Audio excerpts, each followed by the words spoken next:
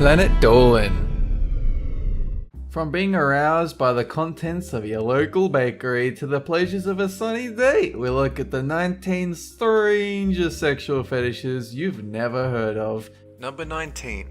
Liquidophilia. Ever jazzed in your pants when getting into a bath? Well, if you answered yes, then you, my friend, are probably a liquephile. Many people who get extremely turned on putting their junk in liquids like water or Mountain Dew.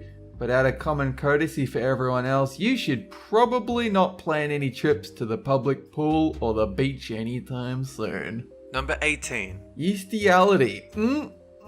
Sweet, sweet, sexy pastry and bread. That's right, it's possible to desire a different kind of hunger for donuts than normal. Yeastiality involves filling that eclair with a very disgusting type of cream.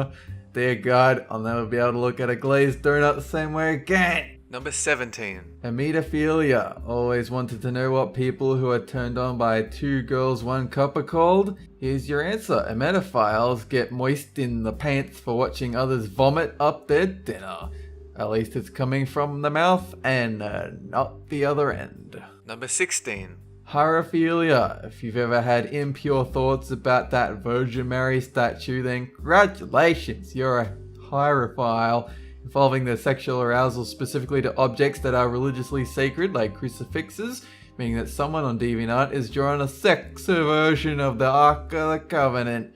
But hey, who hasn't been in church and thought, damn Jesus, he has a great body on that cross? Number 15. Zoosadism. If bestiality is loving animals, then this would be the exact opposite. Being the literal meaning of the words, this fetish is just downright mean, with people getting sexual arousal over hurting animals. If I could only get off by hurting a poor defenseless animal, then I'd probably take a vow of celibacy and become a monk. Number 14. Xylophilia. Do you get wood over getting a delivery of sexy 2x4s? You do?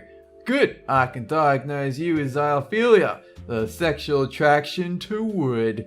Well, that gives a whole new meaning to the term poppin' a woody. Just be careful you don't get a splinter on your junk. Number 13. Lithophilia. Well, I guess this is for people who love rolling around on gravel. Oh yeah, pointy stones. Lithophilia is the love of stones, meaning that all geologists are probably carrying this fetish, but just don't want to admit it. Man, I'm trying to resist the urge to make a joke about being rock hard. Number 12. Melissophilia. Ever thought sticking your dick into a beehive sounds like a good night in? Yeah, me too! But melissophiles definitely have this. It's the sexual attraction to bees and wasps, which I'm sure probably has to do mostly with their stingers than anything else. Maybe they just got a very different birds and the bees talk than I did. Number 11. Catoptionophilia. Got a friend with a suspicious amount of mirrors in their house? Chances are they've got this fetish. But before you go taking a rock to their collection screaming, I know it's you, you freak! Keep in mind that it just means they like to do sexy stuff in front of mirrors. Why? Fucked if I know. But maybe they are just tragically in love with the one person they can never be with, their reflection. No. Number 10. Psychrophilia. If you wonder how some people could possibly enjoy winter, then wonder no more, because some people want to downright fuck winter. Well, not exactly. Psychrophiles are more into seeing people be frozen or touching very cold objects. That makes winter the sexiest season for them. Oh hey guys, we just worked out what fetish Sub-Zero has. Number 9. Actorasti. And now we have the group that finds winter the unsexiest season imaginable. This group of fetishists find that the sun's glorious rays are what do it for them, taking the enjoyment we all get from sunshine just a bit too far. I guess safe sex for this involves a crap ton of sunscreen. Number 8. Formicophilia. This is for people who like to go out camping just so they can have ants crawl all over them. This fetish, or the desire to have insects crawl over you, biting included, isn't what most people have in mind for sexy times. Glad to know someone finds that ant scene from Kingdom of the Crystal Skull erotic to them. Number 7. Cellurophilia. Oh yeah, here's one for those who like to get dirty. Literally, that is. Described as the strong desire to dirty oneself or others with anything ranging from dirt to feces. On which date do you want to bring up that you like to smear people with poop? Like the 4th date, I think? Number 6. Chasmophilia. Well, most sex is about filling holes, but not the ones chasmophiles are interested in. Chasms, valleys, caves, the goddamn Grand Canyon are what these folks like get going on with their junk. Then again, maybe they just fantasize about filling these chasms with their love juices. Hell, that's probably a separate fetish on its own. Number 5. Frotteurism. There is nothing worse than being on a crowded train and feeling someone rubbing their schlong on you. You might have heard of this happening a lot in places like Japan, where the act is so widespread that cities have introduced women-only carriages on trains. The fetish goes as far back as 1890, being documented in France, meaning that people have always loved rubbing themselves on others. Number 4. Autosassinophilia. I guess fight or flight aren't the only options in responding to dangerous situations. These fetishists get their kicks by being a stone throw away from death, mainly involving putting oneself into life-threatening situations and trying to hide the resulting stain on their pants.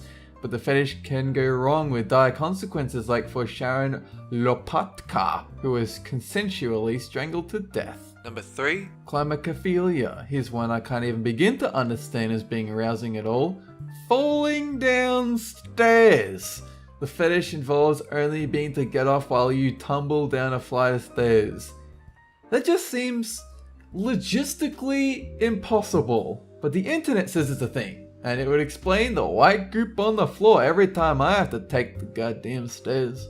Number 2. Oculolictus. It's erotic when I lick your nipple, so why wouldn't it be erotic when I lick your eyeball? This fetish, or more commonly known as worming, is the getting your rocks off by licking your partner's eyeball thing. Salty. Sounds like a good way to get pink eye. I don't even know how the eyeball licky does it. I can't even put eye drops in properly, let alone bat off my junk to someone licking my eye globe. But thanks, nice try. Number 1. Hebephilia. These are the guys you don't want coming to your 11-year-old daughter's birthday party. I guess technically a subset of pedophiles. Hebephiles are specifically only attracted to people between the ages of 11 and 14. Being a hebephile has all the perks of being a pedophile, but allows you to pass judgment on those sick bastards that have sex with 10-year-olds.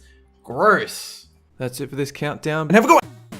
Did you enjoy the video? That's fantastic. Did you know we still have a gaming channel, Collaborative? It's for Planet Dolan. Come look at us as we play some video games. Like animation? Have some questions about life and the universe you need answered? Come check out Super Planet Dolan. Danger Dolan and I will answer your life questions. Links are down below.